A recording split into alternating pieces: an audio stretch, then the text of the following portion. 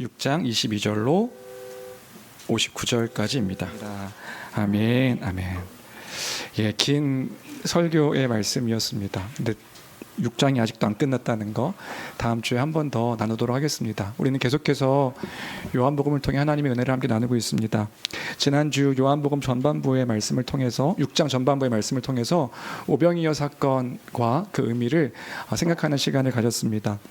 참된 신앙은 단순히 기적만 바라고 내가 원하는 것을 이루기 위해 예수님을 쫓는 것이 아니라 정반대로 하나님이 누구이시며 그리고 하나님의 아들이신 예수님이 누구이시며 그 예수님께서 하신 일이 무엇인가, 하나님께서 예수님을 통하여서 이루신 것이 무엇인가를 바라보며 믿는 것이 성경적인 참된 신앙의 모습이다. 참된 신앙은 그 하나님과 그의 아들 예수 그리스도, 그분이 행하신 일들을 알고 믿는 것이다. 그리고 그분께 순복하는 것이다, 굴복하는 것이다 는 이야기들을 우리가 지난주에 함께 나눴었지요. 이어서 22절부터는 오병이어 사건 그 후의 일들을 이야기하고 있습니다. 마태마가 누가복음 다 요한복음에 대한 이야기를 기록하고 있는데 사실 요한복음에서만 오병이어 사건 그 후의 일들을 기록하고 있는 것을 볼 수 있습니다. 왜 기록했을까? 이 표적이 어떤 의미를 담고 있는지, 그 의미와 목적이 무엇인지 설명해주고 있는 것이지요. 이것이 또한 요한복음의 큰 특징이라고 할 수 있습니다. 오늘 우리는 사도 요한이 세심하게 남겨준 그 오병이어 사건 그 후의 일들, 그 의미들을 잘 기억함으로 오늘 한날의 은혜를 놓치지 아니하는 그런 시간 되었으면 좋겠습니다. 잘 기억하는 우리가 되자. 오늘 본문의 내용이요, 깁니다. 내용이 참 긴데요, 또 요한복음의 특징이기도 하거든요. 반복되어서 이제 했던 말들을 강조하며 또 이야기해주고 있는 거죠. 그래서 오늘도 항상 해왔던 것이긴 하지만 내용을 설명한 다음에 그 의미를 기억하고 적용들을 좀 가져보는 이런 순서로 반복하며 오늘 본문을 살펴보도록 하겠습니다. 먼저 22절부터 24절까지를 볼 텐데요, 지도를 보면서 함께 좀 살펴볼까요? 예수님께서는 자신을 왕으로 삼으려고 하는 사람들을 이제 피하셔서 가버나움으로까지 이동하셨다는 것을 볼 수 있습니다. 그런데 예수님께서는 피하셔서 이동하셨는데 배를 타고 이 가버나움까지 그 사람들이 쫓아왔다는 이야기가 22절부터 24절까지의 내용이지요. 성경 상식 하나만 이렇게 소개하면요, 이제 저기가 갈릴리 바다라고 표현되어지고 있는, 성경에서 바다라고 표현되어지고 있는 호수입니다. 22절 보니까 한번 누르면 아마 22절 보니까 바다 건너편에 이렇게 되어 있는데 바다가 아니지요. 지도를 보더라도 큰 호수라는 것을 알 수 있습니다. 왜 호수를 성경에서 바다라고 부르는가? 히브리어와 유대적인 표현에서 히브리인들은, 유대인들은 어떻게 큰 물, 바다든 큰 강이든 큰 호수든 넓은 그 물을 뭐라고 부르냐면 한 단어로 표현을 합니다. 얌이란 단어로 부르는 관습이 있었기 때문에 바다라고 부르기도 하고요. 이제 히브리어를 헬라어로 번역할 때 바다라고도 부르기도 하고, 또 어떤 복음서에서는 호수라고 부르기도 하고. 근데 정확한 것은 호수입니다. 호수. 갈릴리가 큰 호수였기 때문에 남북으로는 21km 정도 되고요, 동서로는 11에서 13km 정도 되는 큰 호수여서 막 풍랑도 불고 바다처럼 파도도 치고 이런 큰 호수였기 때문에 이제 바다라고 번역했던 것이다. 우리가 상식적으로 성경을 읽으면서, 다른 본문에서는 갈릴리 호수라고 표현되기도 하거든요. 이해하면 좋겠다는 생각이 듭니다. 그럼 요한복음의 표현대로 이제 북동쪽에서 오병이어 기적을 일으키시고 사람들에게 많은 것들을 먹이셨는데 이제 배를 타고 그 호수를 중심으로 해서 동네가 이렇게 있었던 거예요. 가버나움, 북서쪽에 있는 가버나움으로 이동하셨을 때에 사람들이 예수님이 없으신 걸 알고 배를 쫓아서 가버나움까지 쫓아왔더라라는 이야기가 22절부터 24절까지의 이야기입니다. 그리고 25절을 보니까 이렇게 표현되어 있네요. 바다 건너편에서 만나 라비어 언제 여기까지 오셨나이까 하니, 쫓아와서 그 사람들이 예수님을 만나서 이야기했다는 거예요. 언제 여기까지 오셨습니까? 하고 반갑게 예수님을 찾아오는데 예수님은 그들이 왜 쫓아왔는지 그들의 마음을 아셨다는 거죠. 그래서 그들에게 하신 말씀이 26절입니다. 우리 26절 말씀 같이 함께 읽어볼까요? 함께 읽겠습니다. 시작. 예수께서 대답하여 이르시되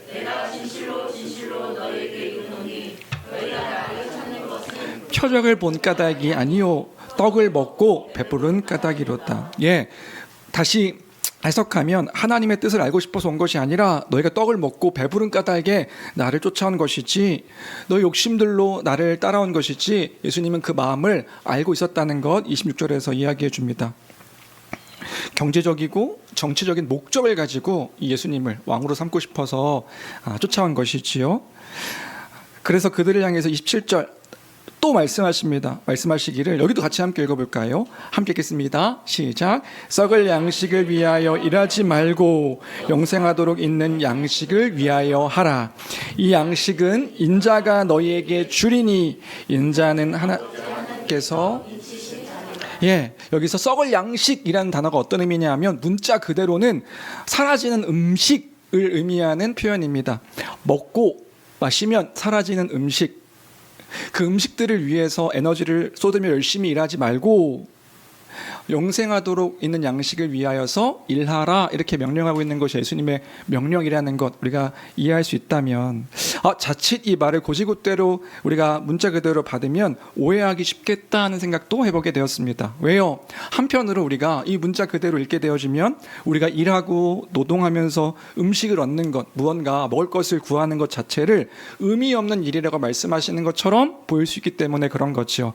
예수님께서 그런 말씀을 하시는 건가? 역시 우리가 추구해야 되는 것, 우리가 일해야 되는 것, 영생을 위하여서 영생하도록 있는 양식, 그 양식만을 위해서 사는 것이 가치 있는 인생이다, 이 말씀을 지금 하시는 건가? 그래서 성경 읽고 복음을 알고 이게 귀한 거지, 세상에서 일하는 것 이건 귀한 것 아니야 라고 말씀하시는 게 오늘 본문의 내용인가 자칫하면 오해할 수 있겠다. 그래서 우리는요, 문맥을, 본문에서 말하고 있는 문맥을 잘 살펴야 될 필요가 있습니다. 특별히 지난주부터 우리 성경 연구 야고보서 말씀 연구하고 있는데요, 그때도 강조했던 게 그런 거지요. 문장 하나를 보고 단어 하나만 보고 성경을 이해하는 것이 아니라 문맥 안에서 말하려고 하는 그 의도, 그 의미를 잘 이해하는 것이 너무너무 중요하다. 문자만 읽어서는 안 되는 것입니다. 그럼 예수님께서 지금 말씀하시는 의미는 무엇인가요? 예수님을 가버나움까지 사람들이 배 타고 쫓아온 거잖아요. 그 열심히 이유가 무엇인가요? 그 이유는 자기들의 배를 채우기 위한 노력이었단 말이지요. 기적을 쫓으면서 내가 원하는 것이 이루어지기만을 바라는 그런 기적을 소비하는 그들의 왜곡된 신앙, 그 신앙을 쫓아서 예수님을 따라온 거란 말이지요. 그러니까 예수님은 지금 일을 해서 돈을 벌고 음식을 사고 음식을 구하는 그런 태도를 지적하신 것이 아니라 하나님의 뜻과 아무런 상관없는 그들의 마음과 태도를 지적하고 있는 것이라는 것을 우리는 이 본문 안에서 잘 이해할 필요가 있겠다 하는 생각이 듭니다. 예수님을 쫓는데 썩을 양식을 구하기 위해서 쫓지 말라, 그 자기의 욕심, 경제적이고 정치적인 그 욕심을 따라서 예수님을 쫓는 것이 아니다, 하나님의 뜻 없이, 하나님의 뜻과 상관없이 그 예수님을 쫓아가는 신앙이 아니다 하는 것을 지금 이야기해 주고 있다는 것 우리가 잘 이해할 필요가 있겠습니다. 뭐를 위해서라고요? 영생하도록 있는 양식을 위하여 그 예수님을 쫓는 거라는 거죠. 예수님을 쫓을 때에 우리가 쫓는 목적이 뭐냐? 영생하도록 있는 양식을 얻기 위하여서 그 예수님을 쫓는 것이다, 나를 따라오는 것이다, 그 얘기를 하고 있는 거라고요. 이 양식은 인자가 주시는 거래요. 우리 인자 하면 떠오르는 게 있어야 되는데 기억하실까요? 다니엘서 7장 13절 14절 찾아보세요. 집에 가서 기억 안 나시면 다니엘서 7장 13절 14절. 인자 같은 이가 하늘의 권세를, 하나님께 권세를 받아서 통치와 다스림의 그 모든 것들을 받은, 그걸 기록하고 있는 게 인자의 의미였죠. 그 인자는 곧 예수님이셨고요. 예수님께서 생명을 얻는 그 양식을 주시는 분이시다. 아버지께 도장 찍히신 확증된 분이시니까 그 양식을 주신다는 게 27절의 내용일 때에, 그러니까 이제 그들이 묻는 거예요. 28절 말씀 보면 그들이 묻되 우리가 어떻게 하여야 하나님의 일을 할 수 있습니까? 어떤 일을 해야 됩니까? 29절 예수께서 대답하여 이르시되 하나님께서 보내신 일을 믿는 것이 하나님의 일이니라 하시니. 하나님의 일이라는 것이 무엇인가? 그 영생을 얻기 위하여서 영생하도록 있는 양식을 얻기 위해 일하는 하나님의 일이 그 무엇입니까? 라고 물으니까 보내신 일을 믿는 것이 곧 하나님의 일이다 라고 말씀해 주시는 게 오늘 본문의 내용인 것이에요. 너희가 해야 될 일은 뭔데? 하나님께서 보내신 일을 믿는 것이다. 그 믿음이 하나님의 일이고, 그러면 인자가 영생하도록 있는 양식을 줄 것이다. 주 안의 사랑하는 성도 여러분, 예수님께서 사람들에게 하신 말씀은 명확합니다. 그리고 언제나 변함이 없이 분명하셨지요. 하나님의 일이라는 것이 무엇인가요? 보내신 일을 믿는 것, 그것이 곧 하나님의 일이라는 것 우리가 기억해야 될 줄로 믿습니다. 그러면 하나님이 보내신 이가 누구이신데요? 바로 그 아들이신 예수 그리스도이신 것이지요. 그러면 그 아들이신 예수 그리스도를 믿는다는 게 무엇인가요? 뭘 믿는 건데요? 그냥 예수 믿으면 된다? 아니요, 그게 아니라 그가 누구이신지 알고 믿는 거예요. 그분이 행하신 일이 무엇인지 알고 믿는 거란 말입니다. 그분이 말씀하신 것, 그 말씀하신 것을 믿는 것이지요. 그 행하신 일들을 통하여서 하나님의 뜻을 성취하신 것, 그것을 믿는 것이다. 요한복음에서요, 하나님의 아들이신 그분이 영생을 위해 오셨다는 이야기를 계속해서 이야기해주고 있어요. 영생에 대한 이야기하고 있지요.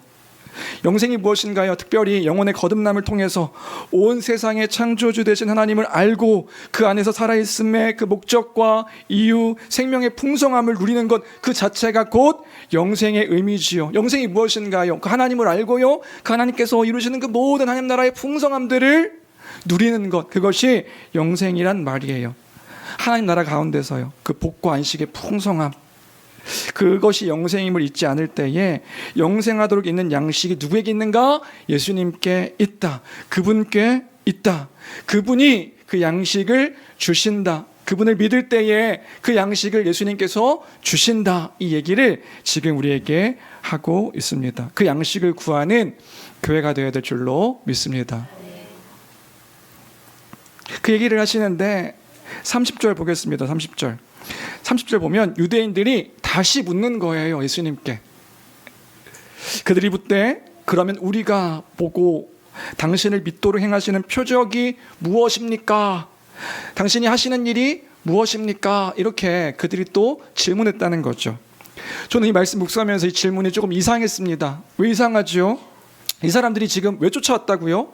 오병이어의 그 5,000명 이상 먹이신 큰 기적을 보고 예수님을 쫓아왔는데 그 사람들이 다시 표적을 구하는 거예요. 우리가 보고 당신을 믿도록 행하시는 표적이 무엇입니까? 당신이 하는 일이 무엇입니까? 좀 전에 보고 쫓아온 사람이 표적을 또 보여달라고 이야기하는 게 31절 기록된 바 하늘에서 그들에게 떡을 주어 먹게 하였다함과 같이 우리 조상들은 광야에서 만나를 먹었나이다.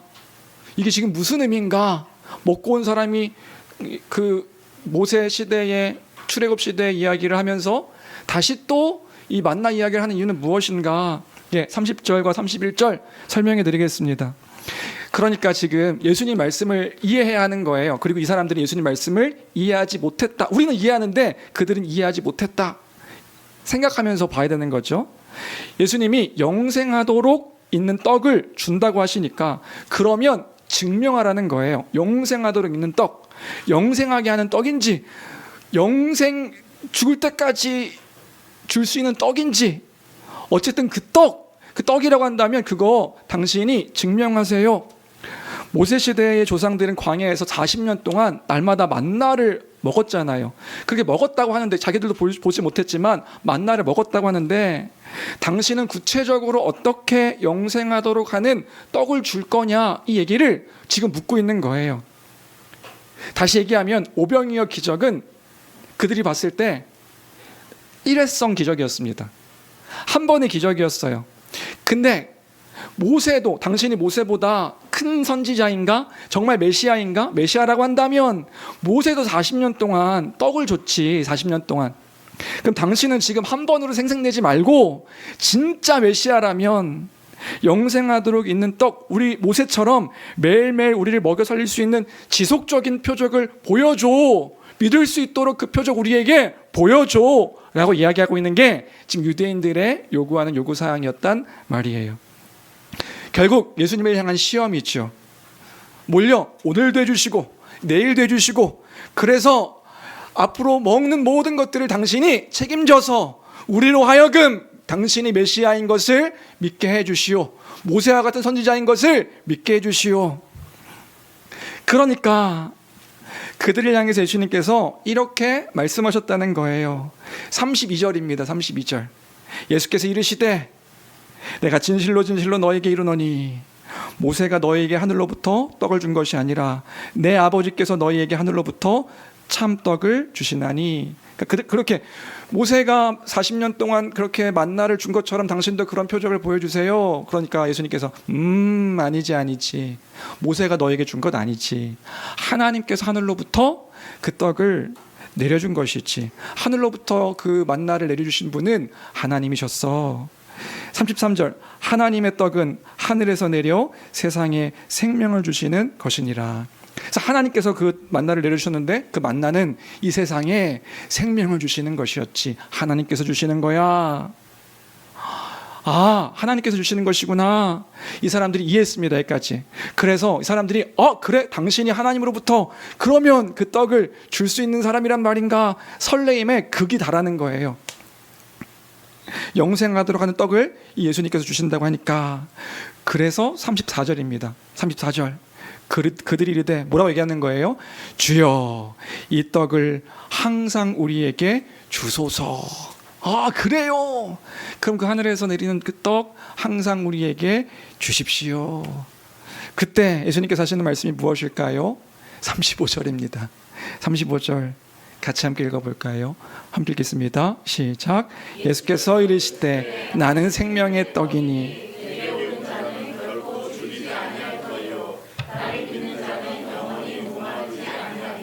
그 떡 주세요 하니까 예수님께서 뭐라 말씀하시냐면 내가 생명의 떡이다. 나를 먹으라. 나를 먹으면 줄이지 않고 결코 줄이지 않고 나를 믿는 자는 영원히 목마르지 않을 것이다. 말씀하셨다는 게 35절의 내용입니다. 우리는 예수님 말씀을 잘 이해해야 하겠습니다. 지금 예수님은 무엇을 말씀하시는 건가요? 나를 먹어라. 그럼 예수님이 뜯어 먹으라는 건가요? 예수님 막 뜯어가지고 살과 피 쪼아서 이렇게 마시라는 그 의미 아니지요. 35절 뒤를 보세요. 나를 믿으라 이렇게 얘기하는 거예요. 나를 믿으라. 믿는 자는 영원히 목마르지 아니하리라. 내가 생명의 떡이니 나를 먹으라. 도 믿으라 하는 것이고요. 마셔라. 도 믿으라는 의미고요. 믿는 자는 영원히 목마르지 않고 줄이지 않을 것이다. 아버지께서 보내신 이인 나를 믿으라. 믿음으로 생명을 누리고 믿음으로 영원히 목마르지 않는 생명의 물을 누리라 라고 말씀하시는 것이 예수님의 말씀인 것이다. 여러분 결국에 무엇을 말씀하고 있는 것이냐면요, 믿음입니다. 믿음에 대해서 말씀하고 계시는 거예요. 우리는 무엇을 믿으며 살아갑니까?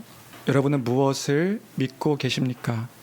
우리는 무엇을 믿음으로 하루하루 삶을 영위하며 살아가고 있습니까? 여러분은 내게 일어난 모든 삶의 일들을 어떤 믿음 가운데서 해석하며 그 해석 가운데 그 하나님을 의지하며 살아가고 계십니까? 믿음은 우리의 삶의 모든 것을 바꾸는 것이에요. 믿음입니다. 믿음. 유대인들은요, 예수님께서 지금 당장에 자신들에게 필요한 것을 주시기를 원했습니다. 그걸 얻기를 원했어요. 예수님이 내게 필요한 것 주시면 그때 내가 살 수 있다. 그때 내가 평안을 누리며 살 수 있다고 생각했던 것입니다. 내가 원하는 일이 이루어지면 안전하고 평안하고 이렇게 생각했던 것이에요. 그래서 예수님을 쫓아오게 된 거죠. 저 예수가 지금 이 기적 같은 일들을 매일매일 허락하면 내가 살 수 있다. 우리가 안전하게 살 수 있다. 그래서 예수님을 쫓은 거란 말입니다. 이것이 없으면 안 되는 거라고. 그것을 해결할 예수님을 믿음으로 가버나움까지 배 타고 쫓아온 것이란 말이에요. 여러분, 그것도 엄청난 열심이요 그들의 믿음이었던 것입니다. 유대인들의 태도를 보면 어쩌면 우리들도 마찬가지의 모습을 보일 수 있다 생각이 듭니다. 여러분, 지금 나를 근심케 하고 두렵게 하고 절제하지 못하게 하고 낙심케 하고 불평케 하고 분노케 하는 그 모든 그 근원과 이유는 무엇인가 생각하면요, 결국은 어떤 거에 대한 믿음 때문이라는 것, 우리가 다시금 돌아보며 기억하는 이 아침이 되었으면 좋겠습니다. 저것이 있어야, 저 일이 뜻대로 이루어져야, 저것이 해결되어야 내 마음대로 되지 않기 때문에, 그 믿음이 우리에게 가득하기 때문에 우리는 예수님께 나와도 여전히 기도하기를 떡만 구할 때가 있단 말입니다. 구약의 만나의 기적을 베푸신 것처럼 오늘날에도 그 기적이 내게 일어나기를 바라는 그 기도만이 우리의 기도의 내용은 아닌가, 다시금 돌아보는 이 아침이 되기를 바랍니다. 하나님 날 사랑하신다면서요. 사랑하시면 내가 원하는 것을 이루어 주세요.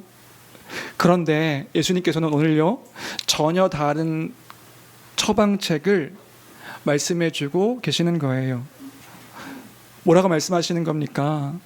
내가 영생하도록 있는 떡이니 나를 먹으라, 나를 믿으라, 이 떡을 위해 일하라, 이 떡 가운데 거하며 살아라 라고 말씀하시는 것이 오늘 예수님의 말씀임을 우리가 기억해야 될 줄로 믿습니다. 결국은 하나님으로부터 시작해서 우리의 삶을 다시 이해할 것을 말씀하시는 것이 오늘 말씀의 핵심인 것이란 말이에요. 하나님을 신뢰하며 하나님의 일하심을 바라볼 것, 예수님을 통한 그 믿음을 가질 것을 말씀하고 계신 것이 오늘 본문의 핵심임을 우리가 기억해야 될 줄로 믿습니다.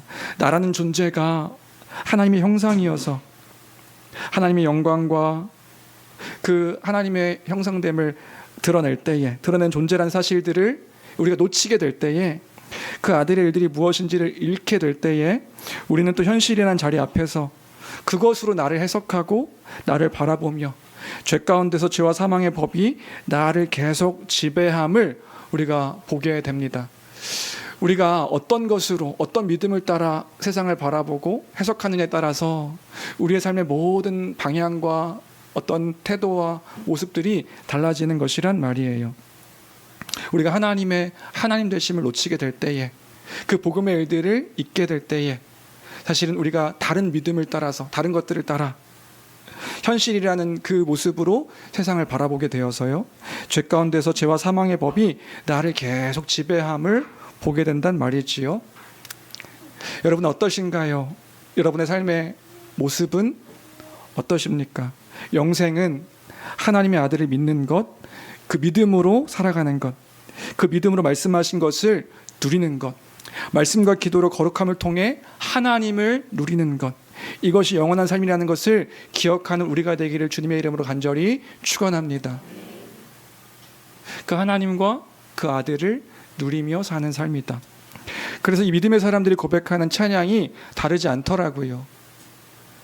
말씀을 준비할 때마다 그 준비하는 내용들 속에서 막 저 혼자서 기억되어지는 찬양들이 있습니다. 이 찬양의 내용들과 이 작사가는 이러한 믿음의 내용들을 이러한 가사의 고백으로 이렇게 찬양했나 보다. 이것이 영원한 삶, 이것이 영원한 삶, 참 하나님과 그 아들 아는 삶, 이것이 영원한 삶, 이것이 영원한 삶, 내가 그 안에 거하는 삶. 그 영원한 사귐에 우리를 초대하셨던 그 하나님의 그 풍성하심을 기억하여서 날마다 그 영생을 누리며 살아가는 교회가 되기를 간절히 바랍니다. 영생을 누리며 주 안에 살리라. 오늘도 내일도 주와 함께 살리라. 어떤 일 가운데서도 그 영생 가운데 거하게 하신 그 생명의 떡 허락하신 예수 그리스도 우리가 기억함으로 믿음으로 살아가는 것입니다. 이 믿음을 잃지 아니하는 교회가 되어야 될 줄로 믿습니다. 36절부터 39절까지는 그 이야기 해주는 거예요. 우리 긴 이야기인데 같이 읽어볼까요? 함께 읽겠습니다. 36절부터 39절까지입니다. 여기는 함께 읽습니다. 시작. 그러나 내가 너희에게 이르기를 너희는 나를 보고도 믿지 아니하는도다. 믿음 얘기하는 거예요. 너희는 나를 보고도 믿지 아니하노라. 믿음 따라왔다고요. 뭘 믿는데요? 그들이 원하는 것을 이루어줄 예수님. 근데 예수님은 나를 믿지 않았다 말씀하시는 거라고요. 우리는 뭘 믿는데요? 예수 그리스도를 믿는 것입니다. 그 믿음을 따라 살아가는 삶이라는 것, 믿음입니다. 믿음. 37절 읽겠습니다. 시작. 아버지께서 내게 주시는 자는 다 내게로 올 것이요 내게 오는 자는 내가 결코 내쫓지 아니하리라. 내가 하늘에서 내려온 것은 내 뜻을 행하려 함이 아니요 나를 보내신 이의 뜻을 행하려 함이니라. 나를 보내신 이의 뜻은 내게 주신 자 중에서 내가 하나도 잃어버리지 아니하고 마지막 날에 다시 살리는 이것이니라. 이것도 믿음입니다. 39절 마지막 날까지 잃어버리지 않고 마지막 날에 다시 살리시는 것, 부활의 날까지 우리를 지키실 것을 기억할 때에 믿음입니다. 우리 주님이 우리를 놓치지 않으십니다. 끝까지 우리를 인도하셔서 아버지께서 보내셔서 맡기신 자 예수님께서 끝까지 마지막 날까지 지키셔서 살리실 것을 기억함으로 우리를 돌보시고 인도하시며 섬기실 주님을 잊지 않는 교회가 되기를 주님의 이름으로 간절히 축원합니다. 우리가 홀로 있지 않습니다. 주님이 우리를 지키시며 인도하십니다. 이 사실을 믿는 것이에요. 믿음입니다. 우리의 믿음을 모든 상황들 속에서 기억하여서 우리 삶의 모든 일들을 주 안에 주의 눈으로 바라보는 그런 교회가 되었으면 좋겠습니다. 이어서 두 번째 분단 41절부터 51절까지인데요. 그 다음입니다. 41절과 42절을 보면 예수님의 말씀에서 유대인들이 수군거리기 시작합니다. 뭐라고 수군거리냐면 지가 뭔데 하늘에서 내려온 떡이라고 이야기하는가, 자기가 하늘에서부터 내려온 자라고 이야기하는가, 우리가 아는데 저 요셉의 아들이라는 것 우리가 아는데 하늘에서 내려왔다고 이야기하는가, 여러 가지가 다 이해가 안 돼서 수군거렸다는 이야기가 41절 42절의 이야기지요.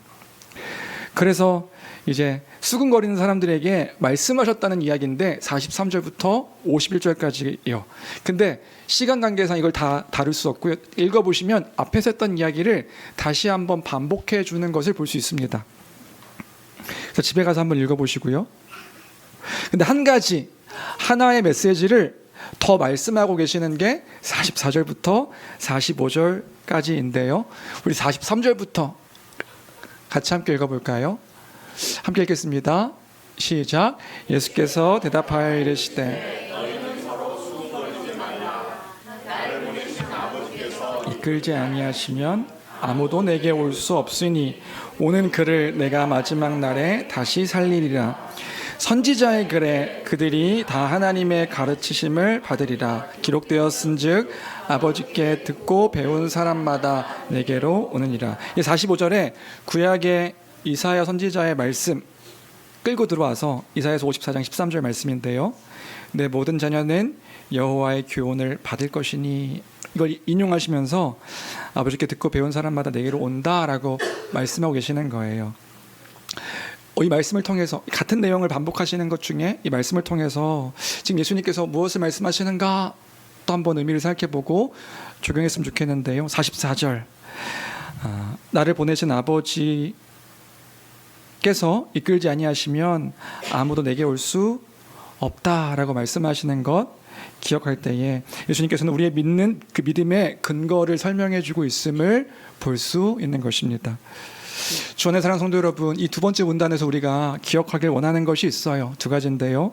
하나는 우리가 먼저 기억하며 감사해야 할 것이 있다. 예수님을 믿는다는 것이 어떤 것인가? 예수님을 믿고 그분께 나아간다는 것은요, 내 지성이나 내 의지나 내 노력으로 가능한 것이 아니었다는 사실을 우리가 기억해야 될 줄로 믿습니다. 우리가 어떻게 믿게 되었는가? 믿음이 우리로부터 시작된 것이라고 생각되어지지만 사실은 하나님 아버지께서 우리를 이끄셨다는 것, 예수께로 이끄셨다는 것, 우리 마음속에 찾아오셔서 친히 가르치시고 깨닫게 하시고 영적인 눈을 열어주셔서 예수님이 구원자이심을 믿을 수 있었다는 것, 우리가 기억하는 이 아침이 되어야 될 줄로 믿습니다. 여러분 기억하십시오. 이게 구원의 은혜입니다. 믿으라. 주 예수 그리스도를 주와 그리스도로 믿으라 선포하지요. 그런데 누가 믿을 수 있는가?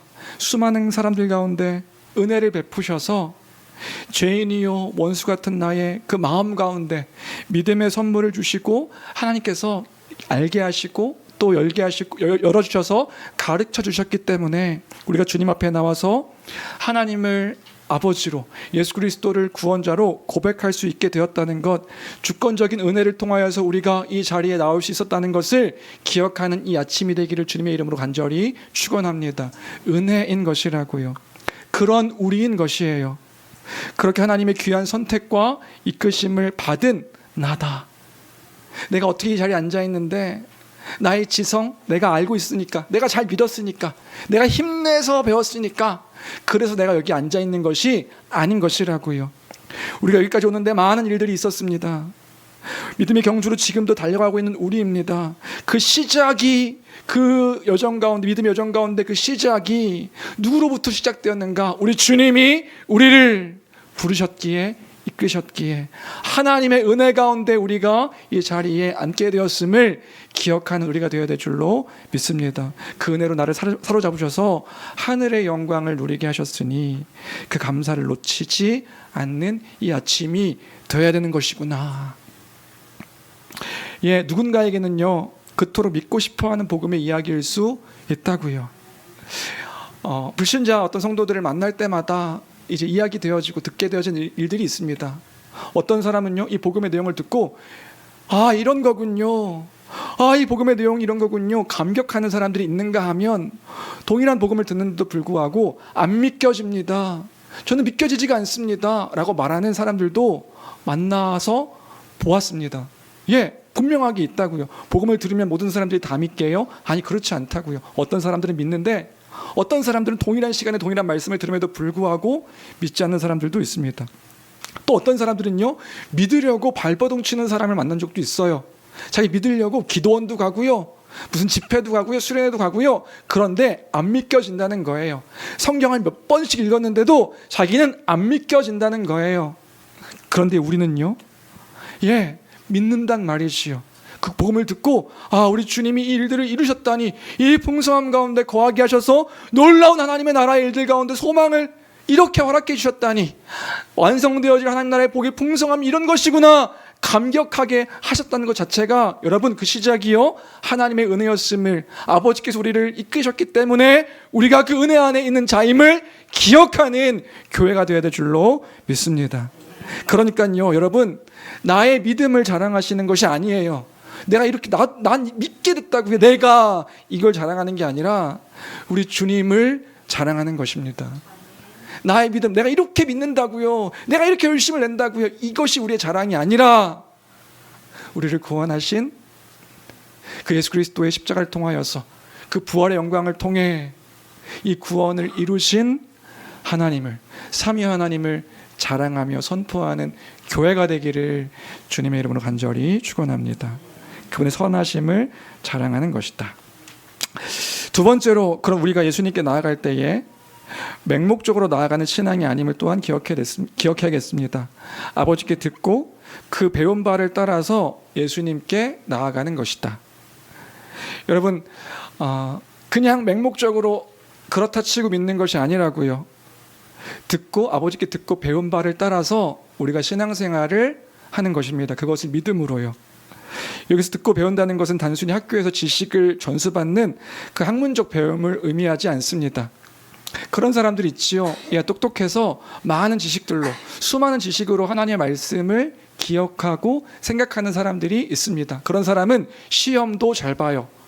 97점, 100점. 예, 시험 보면 외운 것 가지고 그 외운 것을 따라서 잘 시험의 결과를 맞는 사람들도 있습니다. 결과를 맺는 사람들이 있지요. 그런데 하나님 아버지께 듣고 배운다는 건 그런 의미가, 지식으로 안다는 의미가 아닌 것이라고요. 당시 유대인들의 그 관습 속에서도요, 듣고 배운다는 의미는 지식만을 의미하지 않았어요. 그럼 듣고 배운다는 게 무슨 의미인데요? 경청해서 굴복하여 삶을 따르는 것, 이것이 듣고 배운다는 것의 의미였습니다. 예, 믿음을 따라 살아가는 건 어떻게 살아가는 건데요? 듣고 배우는 거라고요. 경청하여서, 잘 경청하여서 그 경청한 것을 따라 굴복하여서 삶으로 따르는 것, 이것이 아버지께 듣고 배우는 그 신앙의 모습이라는 것을 우리가 기억할 때에, 이건 마치 우리가 좋은 스승을 만나면 어떻게 됩니까? 그 스승을 사랑하면서 가르침을 받아요. 그럼 가르침을 받아서 반드시 그 마음이 꺾여져 생각을 바꾸고 삶의 태도를 바꾸고 듣는 것을 따라, 배운 것을 따라 나의 삶의 모든 질서들을 다시 잡게 되는 그런 일들을 하게 되는 거지요. 주 안에 사랑하는 성도 여러분, 신앙은 그런 것이라고요. 내 생각을 가지고 판단하면서 그 판단 가운데 이해되어지는 것들을 받는 것이 아니라 우리 주님의 말씀에 순복하여서 나의 생각보다 더 크신 하나님 그분께, 그분의 말씀에 굴복하여 그 말씀을 따라가는 것, 그것이 참된 신앙임을 기억함으로 살아가는 교회가 되길 주님의 이름으로 간절히 축원합니다. 내가 주님께 왔으니 주님 나를 받으시고 주 뜻 가운데 내가 있겠사오니 그 말씀하시면 그 말씀으로 나아가겠습니다 고백하는 그 참된 신앙의 여정의 삶이 되기를, 그것이 참된 신앙이라는 것을 기억하여서 그 말씀을 따라 살아가는 교회가 되기를 주님의 이름으로 간절히 축원합니다. 그 고백하는 것이 신앙생활이다.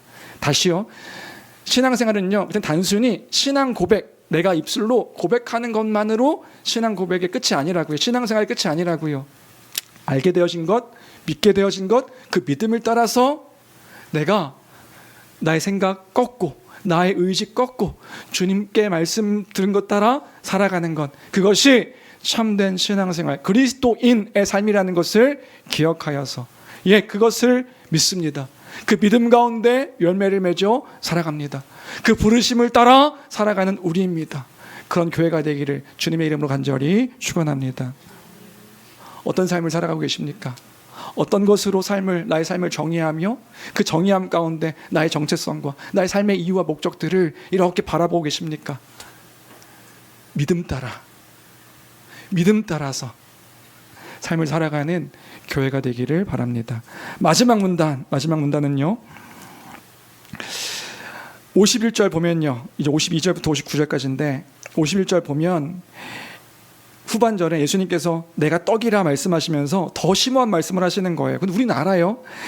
나를 먹으라 하신 후에 이렇게 말씀하시는 거죠. 51절 후반절에 내가 줄 떡은 곧 세상의 생명을 위한 내 살이니라 하시니라. 그러니까 유대인들이 서로 다투면서 이야기했다는 거예요. 52절.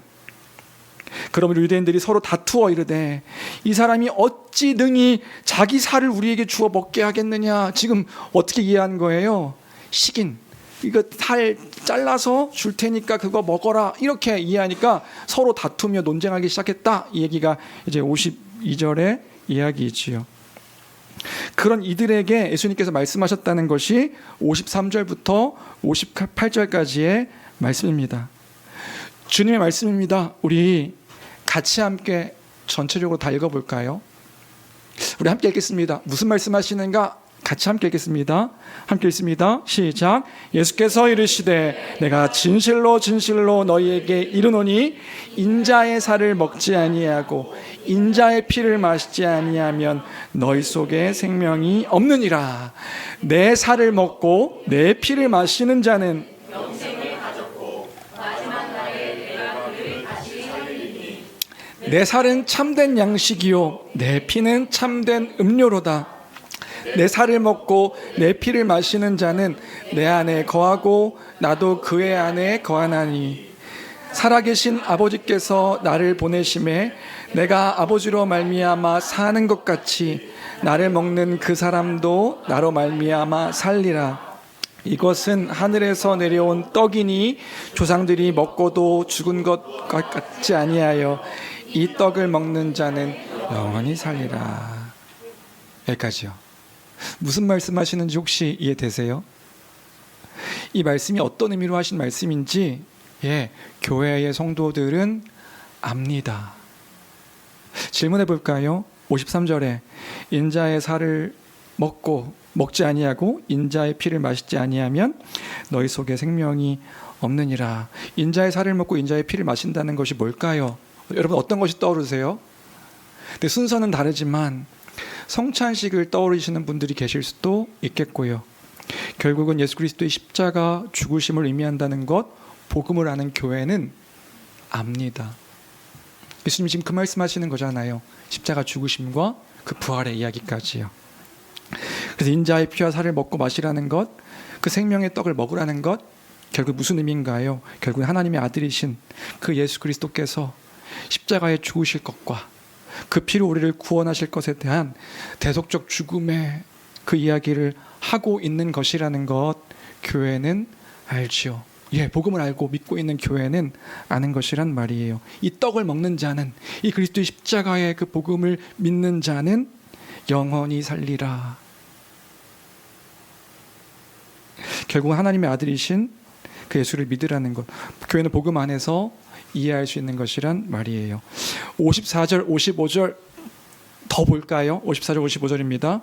여러분 이것도 이해하지 못하지 않습니다. 같이 읽겠습니다. 시작. 내 살을 먹고 내 피를 마시는 자는 영생을 가졌고 마지막 날에 내가 그를 다시 살리리니 내 살은 참된 양식이요 내 피는 참된 음료로다. 예, 그 십자가를 믿고 그 십자가를 바라보고 그 십자가에서 이루신 그분의 죽으심과 부활의 성취를 우리는 믿음으로 먹고 마실 때마다 무엇을 기억하는 겁니까? 예, 그리스도께서 우리를 대신하여 죽으셨다는 그 사실과 그걸 먹고 마실 때마다 그분이 56절입니다. 56절 같이 읽겠습니다. 시작. 내 살을 먹고 내 피를 마시는 자는 내 안에 거하고 나도 그의 안에 거하나니. 예, 내가 주님 안에 거하고 주님도 내 안에 거주하시며 살아가는 연합의 삶이라는 것 기억할 수 있는 것이란 말이에요. 예, 십자가를 기억할 때요. 그리고 그 인자의 피를 먹고 마시는 그 십자가의 죽으심과 부활을 기억할 때요. 먹고 마시는 성찬에 참여할 때마다 우리는 무엇을 기억하는 것입니까? 주님이 나와 함께 하시고 그 함께 하심 속에서 나와 영원히 함께 하신다 말씀하신 그 말씀의 연합의 일들을, 연합의 풍성함들을 우리가 기억할 수 있는 것이란 말이지요. 여기까지 이야기를 들었을 때 여기 계신 어떤 분들은요, 지금 이 의미 하나하나를 생각하면서 감격하고 감동하고 그렇게 우리 주님이 이렇게 말씀하신 것이구나 그렇게 생각하실 수 있는 분들이 계실 수도 있고요. 또 어떤 분은 지금 이 설교의 내용을 이렇게 들으면서도 어렵도다, 지금 도대체 이게 무슨 말이란 말인가 이렇게 생각하시는 분도 계실 수도 있을 것 같아요. 당시 유대인들은 어땠을까요? 제자들은 어땠을까요? 예, 아마도 무슨 말인지 이해하지 못했을 거예요. 예수님께서 말씀하시는데 예수님께서 말씀하신 말씀의 의미를 막 살을 먹으라고 그러고 피를 마시라고 그러고 그 살이 양식이라고 그러고 그 피가 음료라고 그러고 이거 뭐야? 지금 식인 종교야? 사람 먹는 종교야? 초대교회 때는 실제로 이러한 그 성경의 내용 때문에 이 기독교를 비밀 집단이요 식인 종교라고 이해했던, 그래서 박해를 받았던 문화도 있었다고 합니다.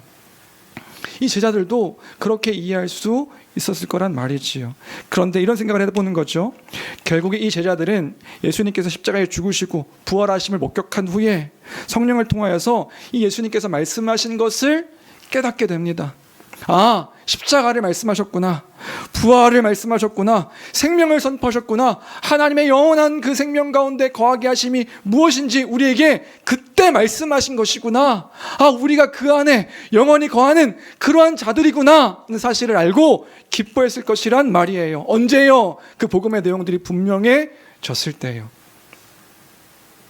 그러면요, 이 요한복음의 글을 읽고 있던 에베소 교회 성도들은 어떤 반응을 보였을까요? 예, 복음을 알고 있는 성도들이요. 우리 주님께서 이미 이 땅을 살아가실 때에 이런 말씀을 해주신 것이구나. 십자가의 죽으심과 그 죽으심으로 말미암아 이루신 일들과 여전히 함께 하시며 여러 가지 일들 속에서 우리를 버리지 아니하시고 끝까지 부활의 영광까지 우리를 이끄실 것을 약속하셨구나, 말씀하셨구나. 이걸 기억하며 이 요한복음을 읽으며 감동했을 것이란 말이에요. 왜냐하면 복음을 알고 있는 교회이기 때문에 그런 거란 말이지요. 교회 성도들이 읽으면 아는 거예요. 교회 성도들이 읽으면 그 복음으로 말미암아 예수님께서 약속하신 일들이 분명한 것이구나 아는 거란 말입니다. 교회에게, 그 믿음 가운데 여러 가지 일들로 흔들리는 교회에게 지금 사도 요한은 예수님의 말씀을 다시금 기억하게 해주시는 거예요. 우리 주님이 말씀하셨지, 우리 주님이 이미 약속하셨지, 끝까지 마지막 날까지 아버지께서 부르신 자를 놓지 아니하시고 끝까지 인도하실 것임을 그렇게 기억하게 하셨지. 이 살을 먹는 자마다, 이 피를 마시는 자마다 잊지 말라고 그렇게 말씀하신 것이지.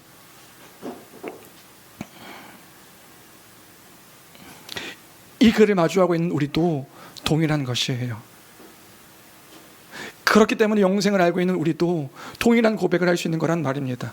우리 주님이 나와 함께 하셔서 영원까지, 영원부터 영원까지 이 떡을 믿게 하심으로, 이 떡을 막 먹게 하심으로, 예수 그리스도를 믿게 하심으로 우리와 함께 하신다 약속하셨으니 영생을 누리며 주 안에 살리라. 오늘도 내일도 주와 함께 살리라. 이 고백이 어떤 믿음의 선배의 고백으로 끝나는 것이 아니라 우리의 참된 고백 되어지기를 주님의 이름으로 간절히 축원합니다. 주님 여전히 우리와 함께 하심을 여러분들 기억하십니까? 이 오병이어 사건 그 이후에 우리 주님께서 기억하길 원하시는 것은 그것이라고요. 이 살과 피에 참여하는 자마다 영원히 함께 하심을 잊지 말 것을. 그 기적으로 끝나는 것이 아니라 그 주님께서 말씀하신 그 말씀을 기억하여 굴복함으로 우리 무엇을 믿습니까? 우리 주님을 믿습니다. 예수님을 믿는 것이지요. 예수님이 누구이신가? 그분이 하신 말씀은 무엇이며 그분이 성취하신 것은 무엇인가? 이것을 믿는 것이지요. 이 믿음을 따라, 이 믿음으로 말미암아 살아가는 우리 모든 교회가 되기를 주님의 이름으로 간절히 축원합니다. 믿으십시오. 예수님께서 십자가로 부활로 확증하신 일입니다. 그 안에서 참된 생명을 얻고 기억하는 교회가 되야 될 줄로 믿습니다. 말씀을 정리합니다. 믿음입니다. 믿음. 사람들에게 영원한 생명의 떡 되신 예수를 먹고 믿을 것을 권면하고 계십니다. 영원한 삶 속에서 그 영원함을 바라보며 하나님께서 이루신 구원의 일들에 감사와 감격을 놓치지 않는 교회가 되어야 될 줄로 믿습니다. 그 믿는 믿음을 따라서 오늘 정회원이 세워집니다. 정회원. 여러분 이 믿음입니다. 이 믿음. 특별히 오늘 두 분의 정회원이 세워지는데요. 교회는 이 복음을 가르쳤고요. 이 믿음을 입으로 시인하여 고백하였기에 주의 몸된 교회의 일원으로 받아들여 오늘 서약을 하려고 합니다. 여러분 서약하는 두 분의 성도들만 기억하시는 것이 아니라 교회가 다시금 기억하는 그런 시간이 되어야 될 줄로 믿습니다. 주님을 바라보는 것, 주님을 기억하는 것, 우리 행하신 일들을, 교회됨을, 하나님의 나라를, 하나님의 영광을 잊지 아니하며 그 안에서 우리가 서약하는 이 모든 시간들 가운데 하나님을 기억함으로 하나님의 일들, 하나님의 뜻 가운데 거하며 감사하며 기뻐할 수 있는 교회가 되기를 주님의 이름으로 간절히 축원합니다. 여기까지 오게 하셨고 또 앞으로 이뤄갈 일들을 하나님 안에서 기억하는 교회가 되어야 될 줄로 믿습니다. 우리의 주인 되신 주님을 우리가 고백하는 시간 되었으면 좋겠습니다.